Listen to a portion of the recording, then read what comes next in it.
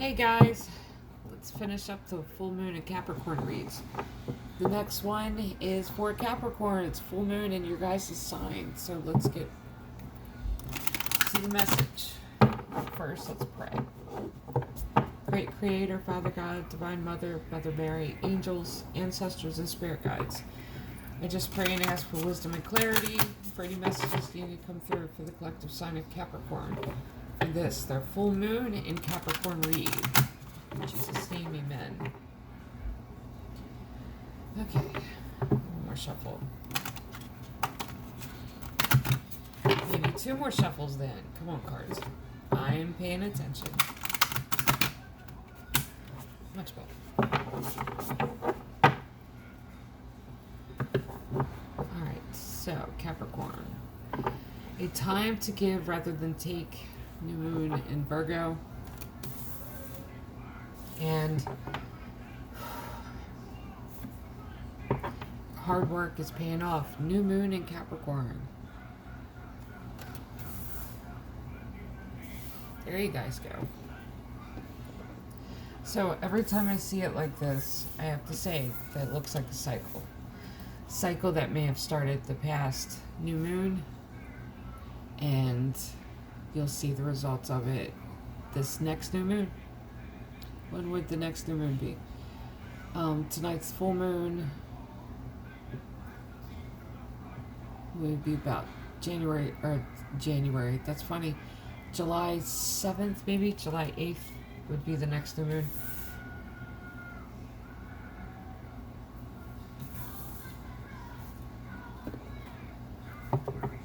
So whatever you've planted the seeds, really nurtured, nourished, maybe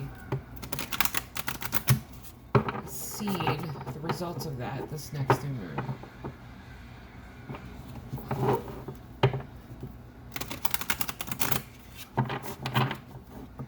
Alright, let's go to the Angels and Ancestors deck here. Animal Guardian, trust your instincts. And Air Guardian, shift your perception.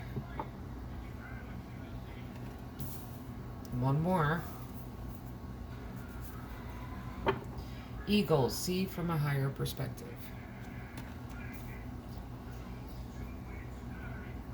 Is that what's going on? You can't see what's...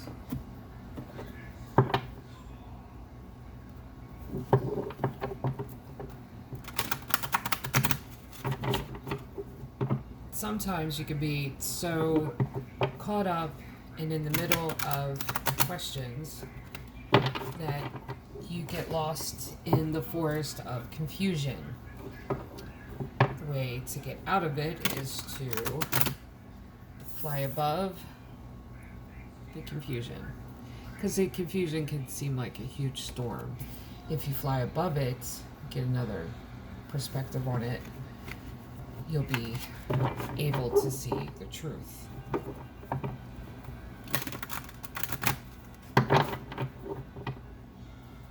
So here we go. Capricorn. Two of Cups. Two of Wands. Four of Wands. Wheel of Fortune and Lovers. Oh. Three of Cups. Tower. Ace of Pentacles. High Priestess. And Ace of Wands. Okay, listen. Oh, it's been a weird energy with this full moon, let me tell you. It is. So, alright, listen. You're not trusting yourself. And there's someone trying to come in here, and there's connection that's trying to happen, but you're not trusting yourself. So you got Two of Cups, which is connecting to someone else on an emotional level, soul level. Soulmate energy. And you got Two of Wands, which is feeding one another intellectually.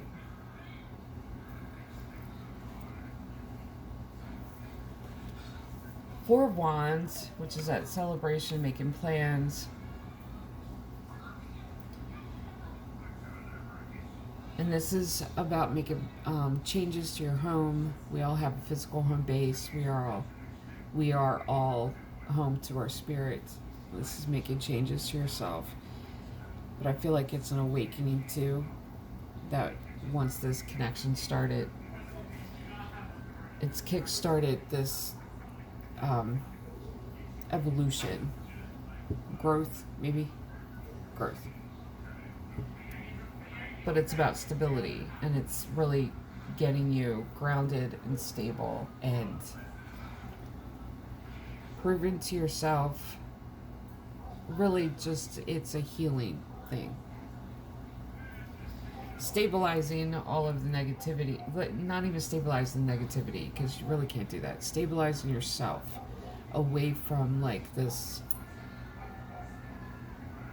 current, like you're in the middle of high seas, in your middle of a storm. This 4 is about stability, and this is making plans. So once this connection has happened, there were the plans, to make changes, stabilize yourself. And I feel like this is what helped do it.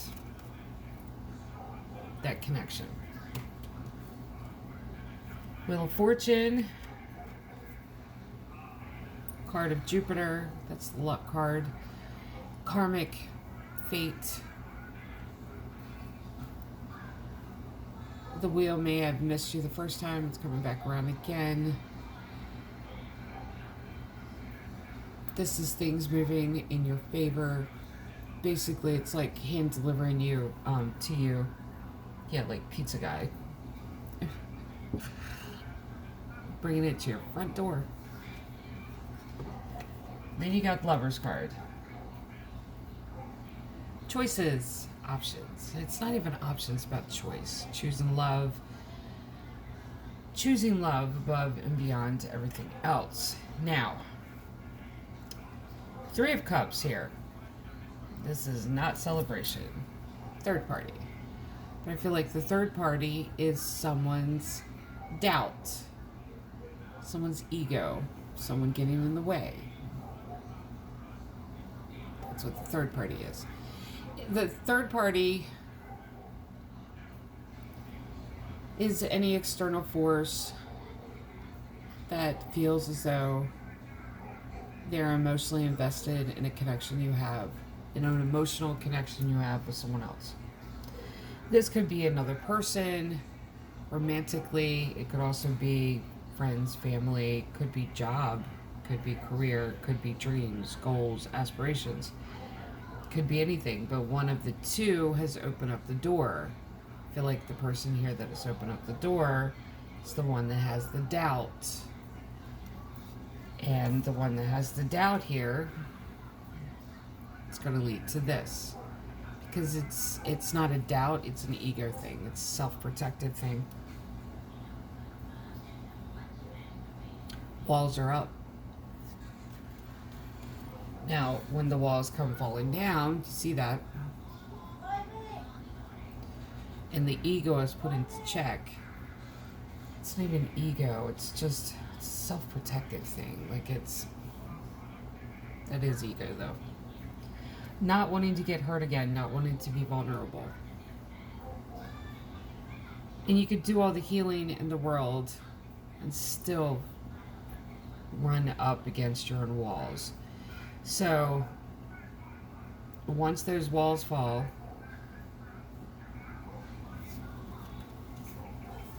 here's the Ace of Pentacles, which is new opportunity. This is the door opening. I don't think the door closed, though. Unless, of course, you were the one that closed it. So I don't think the other person closed this. High Priestess.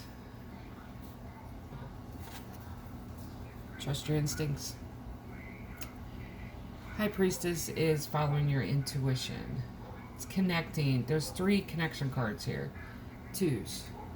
2 of Cups, 2 of Wands. 2 of Cups is connecting on an emotional level. 2 of Wands connecting on a conversational level. Feeding one another intellectually. And then there's the Major Arcana, which is High Priestess, which is connecting to your higher self, connecting to your intuition, connecting to the divine, being led by that, by Him, the great creator. When this happens, here's the Ace of Wands. Now I like here, the High Priestess is bookended by 2 aces. Ace of Pentacles and Ace of Wands. Ace of Wands is new beginning. Ace of Pentacles is that new opportunity.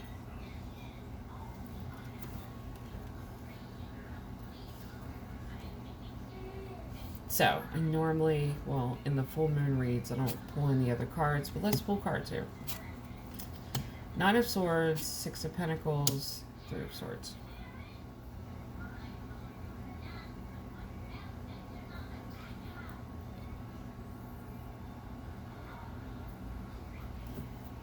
No wonder you got walls up. Yeah. 9 of Swords, grief. This is grieving. Sleepless nights, obsessive thoughts. 6 of Pentacles, connected to your social circle, staying connected, and here's 3 of Swords, heartbreak and disappointment. 9 of Swords is 3 times greater than that, and all 3 of these going at the same time. It's like the process of healing. Page of Pentacles, yeah, learning. This is process of healing. See that? Look, once you get to the fact, get to the bottom of this root of this, that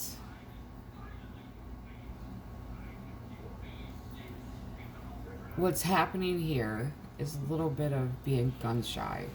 That's what's happening. If you face that, learn why you're being a little bit gun shy. The exact root of why you're being gun shy. This is what's going to happen. Sun card. Happiness. Happiness, joy. Ace of Swords, there's that truth. 6 of Swords, Empress, 6 of Cups, and 7 of Pentacles. Look. Truth and clarity.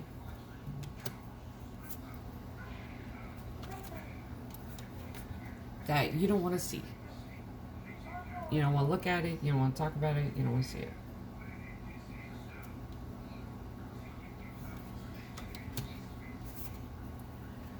And I like that the Empress shows up next. The Empress is about... The Empress is the mother of the tarot. It's that motherly energy of holding space for yourself, loving on yourself, healing yourself. Getting to the root of why you're running, basically, or not even running. It's not even that. It's blocking yourself. That's what it is.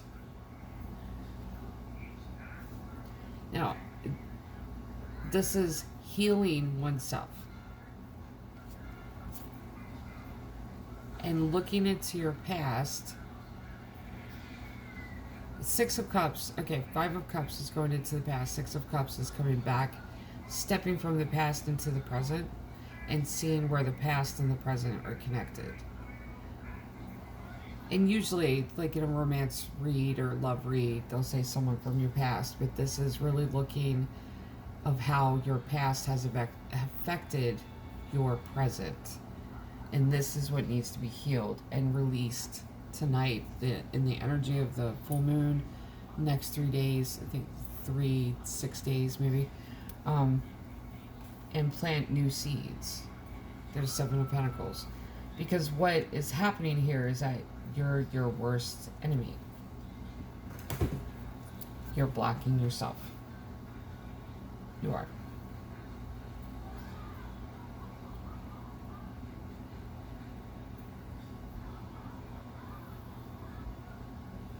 And it's even come down to time to give rather than take. I'm going to look at that too. Nine of Swords, Six of Pentacles, Three of Swords. I can pick up the cards here.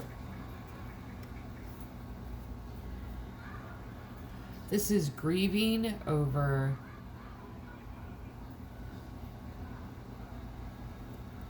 really being used, manipulated by those in your social circle. Having cut people out, but disconnecting yourself because of these two energies that have happened centered around this. Learning this, though, Page of Pentacles, taking a moment to really be a student of your own life, is where you can really look at it's time to give rather than take. It's not a taking thing, though, but what ends up happening is that when you deal with toxic elements and you start cutting them out, you don't trust anyone. It's a wonder that the Eight of Swords didn't come up, which is mental cage.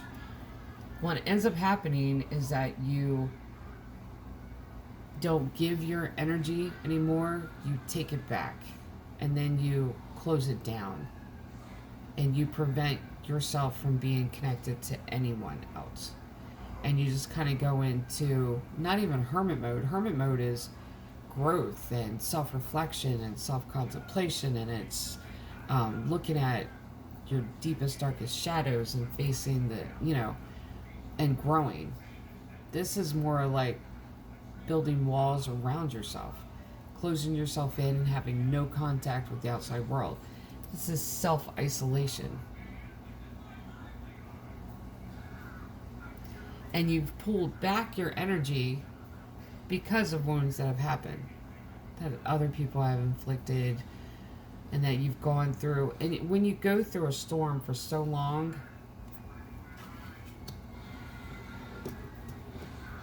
you just don't understand. It goes back to the story of Ray Bradbury. I never looked up what the name of that story was, where the sun they hadn't seen the sun for generations, and one schoolgirl kept saying, sun's going to come out, it's going to come out this day, it's going to come out today. And they got so mad at her that she was preaching nonsense, that she was saying nonsense, that she was punished for it.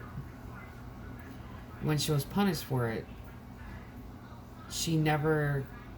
her punishment was basically of what she had prophesied she couldn't see for herself. So sometimes when you go through a battle and you just are battling other people and just battling life and everything's thrown at you, and you're trying to pick up the pieces and you're trying to deal with it and you're trying to move on, you're trying to heal and grow and everything, it becomes like, is the sun ever going to come out? Is there going to be like this moment where this stops? But see, you have to rise above the storm. You have to make your own sun. You have to find reasons to laugh. And which I try to do, especially when I get into that. Because we all have those moments, and you have to find reasons to laugh, even if it's goofy reasons, but you have to make yourself happy. You have to pull yourself out of that. Now, when it comes to dealing with other people, though, and being connected and removing your energy from them, taking isn't that you're taking from them, it's just that you're not giving, like you're not open, and you're not doing what you're supposed to be doing, where we are to be connected and we are to be available to others and not to be welcome at and be kicked around and stepped on. That's not what I'm saying. But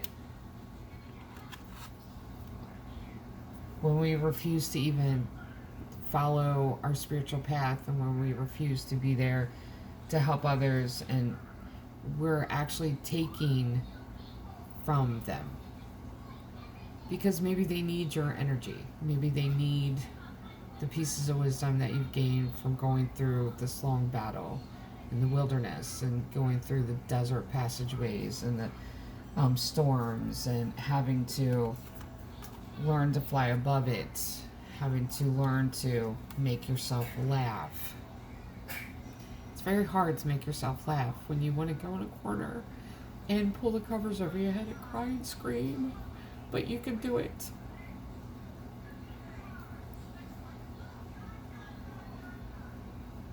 You can.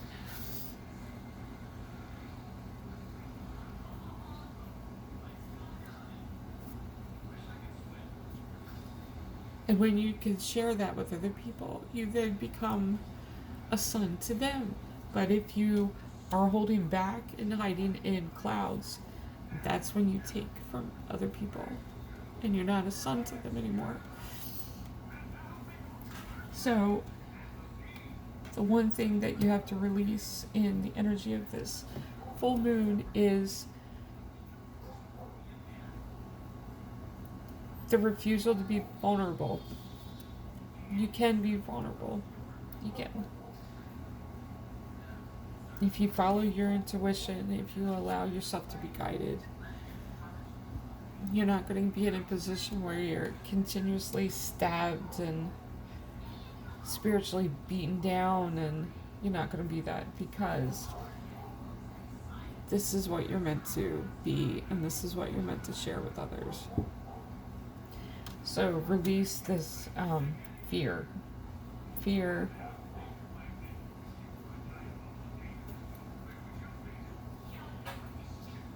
Invulnerability, being guarded. Right, so let's pull for you guys. Animal spirit, a couple animal spirit oracle cards.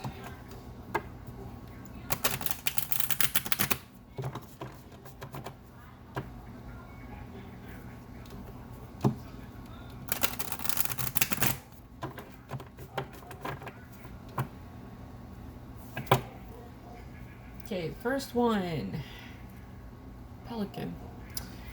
Symbolism. Beautiful artwork on this, if you can see it. Symbolism: wisdom, focus, self-sacrifice, nurture. One story of the pelican relates that the bird pierced her breast with her beak in order to feed her babies with her blood. In Christianity, this trait of self-sacrifice is likened to that of Christ. Pelicans partially digest their food and regurgitate it for their young, embodying the symbolism of nurture. Their huge beaks can hold large amounts of fish, symbolizing holding and imparting large amounts of wisdom. In ancient Egypt, pelicans were depicted on the walls of tombs as protectors. They were also sacred in Judaism. Excuse me.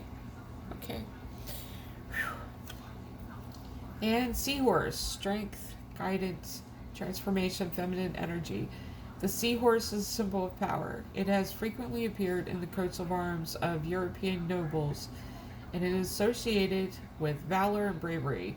It was the steed of the Greek god Neptune or Poseidon, the ruler of the sea. Neptune was frequently depicted amid huge curling waves in a chariot pulled by giant seahorses. The seahorse's ability to negotiate the rolling seas, the roiling... oh, God. The rolling seas, a symbol of physical and spiritual transformation, signifies its role as a guide in times of change. Because of its curving form, I love the artwork, in association with water, the seahorse also is imbued with feminine energy. This feminine aspect is emphasized in the painting, which shows a woman's shapely form within the creature's body. A lot of feminine energy, like the moon. Mothering, healing. So, for the collective sign of Capricorn, this is your full moon in your guys' sign. Full moon in Capricorn read. Love and light.